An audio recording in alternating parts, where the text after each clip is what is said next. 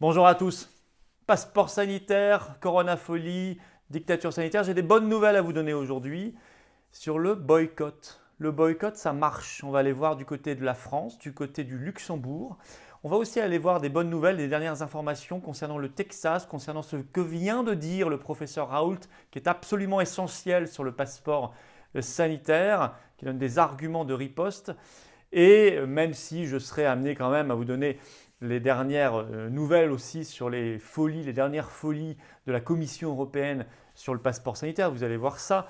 Mais il y a beaucoup de bonnes nouvelles et ça doit vous encourager, ça doit vous donner le moral parce que c'est très concret, vous allez voir ça. Et ça prouve que le boycott, ça marche. C'est même contre le passeport sanitaire et cette folie covidiste, cette oligarchie, ce qu'il y a de plus efficace. Et ça donne totalement raison à notre opération nationale qu'on a lancée il y a quelques jours.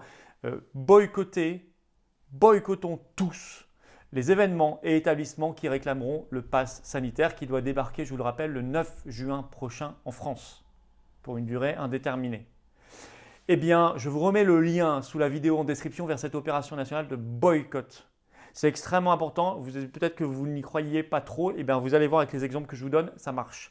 Donc, c'est le moment d'aller la signer, de rejoindre l'opération et puis surtout de la partager autour de vous, de la mettre sur vos réseaux sociaux, sur vos profils, vos comptes, etc. Il faut partager, partager, partager et rameuter un maximum de monde. Il y a déjà des dizaines de milliers de personnes qui sont inscrites à cette opération. C'est comme ça que ça marchera. Parce que les événements et les établissements touchés par le boycott, eh bien, c'est eux qui feront pression parce qu'ils sont touchés au porte-monnaie au niveau du gouvernement pour se débarrasser le plus vite possible du pass sanitaire, bien évidemment, et retrouver une humanité, une dignité, une liberté, une égalité entre les citoyens dans les droits. Je vous donnerai également en fin de vidéo tous les lieux et adresses précises de nos rassemblements de ce samedi 22 mai, pardon, ça avance vite, samedi 22 mai. Moi, je serai à 15h, place Pierre-Laroque, évidemment, c'est extrêmement important. Beaucoup d'intervenants, l'Orchestre Patriote sera là, samedi 22 mai, 15h, place Pierre-Laroque, dans le 7e arrondissement, sous les fenêtres de Véran, à Paris. J'y serai, venez, venez, venez, faites venir. Il y aura également Arles, Beaumont, en Dordogne, Nîmes, Montpellier, Reims, Clermont-Ferrand, Lyon, Avignon, tout ça est sur les-patriotes.fr en première page. Je reviens en fin de vidéo avec les horaires et les adresses précis. Et je vous demande de nous rejoindre, voilà, de venir aussi dans la résistance avec nous pour ces belles valeurs de liberté, de dignité, d'humanité, d'avenir de la France, d'amour de la France. Ces belles valeurs, il faut les défendre ensemble, sinon on n'y arrivera pas, il ne faut pas se lamenter seul dans son coin. Donc le lien pour adhérer, réadhérer aux Patriotes, avoir cette carte orange de résistant, ou le lien pour faire un don de soutien à toutes nos actions, je vous en ai cité déjà beaucoup, eh bien, se trouve sous la vidéo en description et ceci est défiscalisé aux 2/3 pour vous. Le lien pour adhérer, réadhérer est également en commentaire épinglé et en fin de vidéo, vous pourrez cliquer directement sur l'écran pour nous rejoindre et vous serez les bienvenus d'avance du fond du cœur et je dis un immense bravo aussi à ceux qui font un don de soutien à toutes nos actions.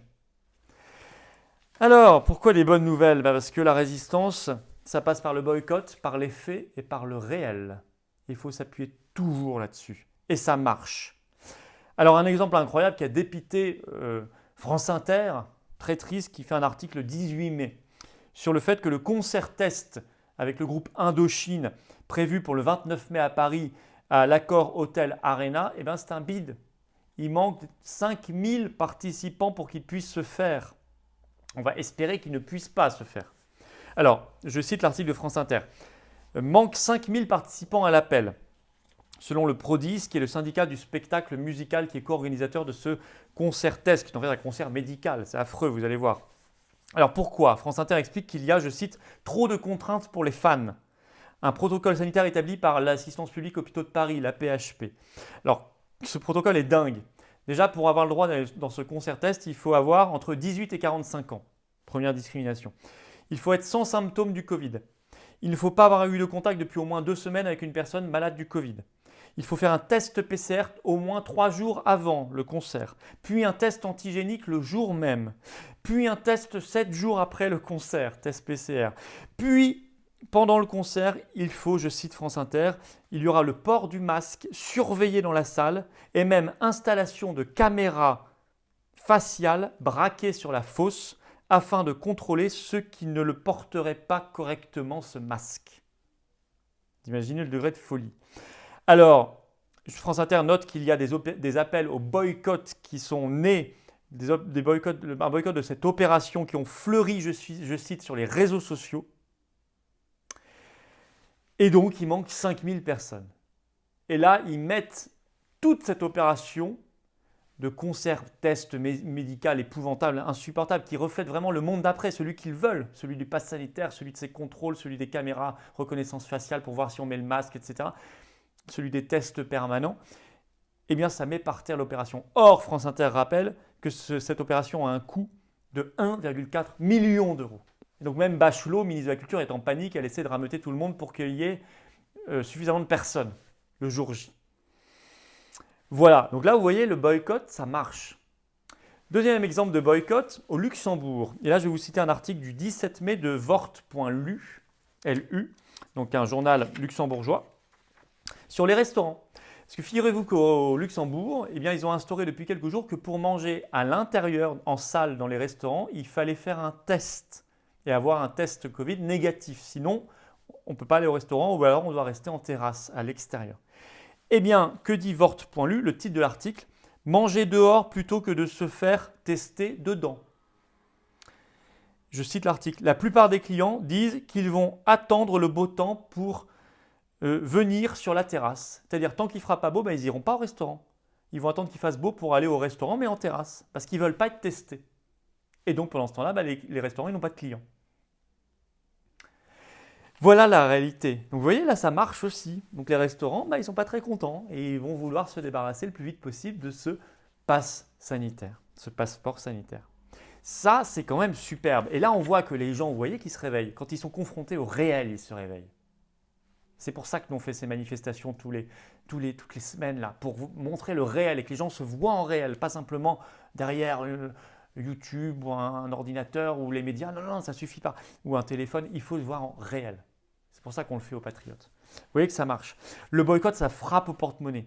Ça oblige ces établissements, ces événements à faire eux-mêmes pression pour se débarrasser du pass sanitaire. D'où notre grande opération qui est en lien en description sous la vidéo.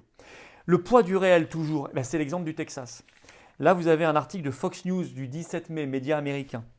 Je cite, « Le 16 mai, le Texas a enregistré 0 mort Covid, alors qu'il y a 29 millions d'habitants au Texas. » Et l'article de Fox News précise que c'est la première fois en 14 mois qu'il y a une journée avec 0 mort Covid au Texas. Or, Fox News précise que c'est pile 2 mois après la réouverture de tout là-bas, sans jauge, sans masque, passe sanitaire interdit dans l'État du Texas. Et qu'entre-temps, sur les 2 mois, il y a eu de nombreuses rencontres sportives avec à chaque fois des dizaines de milliers de spectateurs dans le stade. 0 mort. Alors que je rappelle que les covidistes là-bas, notamment Fauci et Joe Biden, le président américain, avaient qualifié cette décision de néandertalienne et dit que c'était une grave erreur. Ça, c'était début mars. On voit bien que c'était eux, évidemment, qui s'étaient trompés, plus exactement, qui avaient sciemment trompé les Américains pour les maintenir sous pression et sous contrainte. Ça, c'est le réel. Alors le réel, toujours, la dernière vidéo qui est sortie ce 18 mai sur la chaîne YouTube de l'IHU de Marseille du professeur Raoult, que je vais vous citer au mot près. Il évoque le pass sanitaire, le professeur Raoult, dans cette vidéo, et il donne 2 arguments. Alors, il dit, sur le fond, il dit « je ne me prononce pas parce que c'est une décision politique ». Mais ça, vous connaissez sa manière de faire. Mais après, il donne 2 arguments qui, en fait, cassent le pass sanitaire. Un, sur l'efficacité, et 2, réflexions très intéressantes sur ce qu'il appelle la médecine digitale, très éloignée du réel et qu'il qualifie d'extrêmement dangereuse. Je vais vous le citer, le professeur Raoult, dans cette vidéo. Allez la voir si vous ne l'avez pas vue. Alors, d'abord sur l'efficacité. Il dit « La courbe des vaccinés positifs n'est pas négligeable. Ça ne correspond pas au taux de protection qu'il y avait dans la littérature ou promu par l'industrie. » Donc, ils ont des vaccinés positifs. Il ajoute sur le pass sanitaire, les infections naturelles sont, sur les éléments que nous avons, au moins 10 fois plus protectrices que les infections par vaccin. Les rechutes sont très rares par rapport aux vaccinés.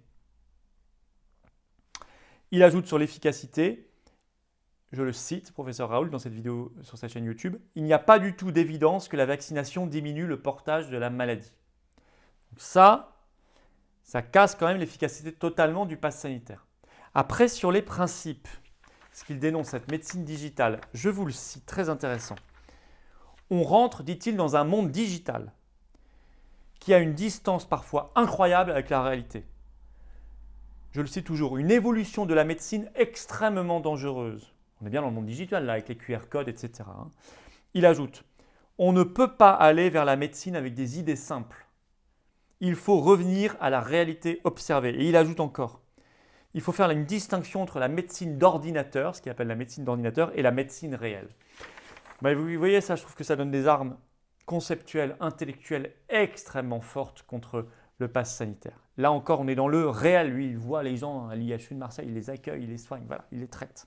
Il voit la réalité. Alors, pendant ce temps, là, ça c'est toutes les bonnes nouvelles. Pendant ce temps, bien sûr, il ne faut pas croire que les covidistes ont rendu les armes. Non, bien sûr que non. Le combat, il est long, il est fort, il est puissant, mais il est noble, il est magnifique, il est enthousiasmant. Et c'est pour ça qu'on doit le mener ensemble. Alors, je vous donne le dernier délire des covidistes européistes.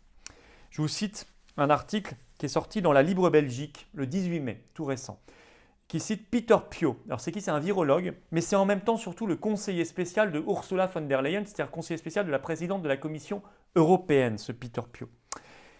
Je cite l'article de la Libre Belgique qui le cite plus exactement. Il dit « Je m'attends à ce qu'il y ait des restrictions pour ceux qui ne veulent pas se faire vacciner. » Et il résume ça d'une formule, vaccination ou interdiction d'entrée.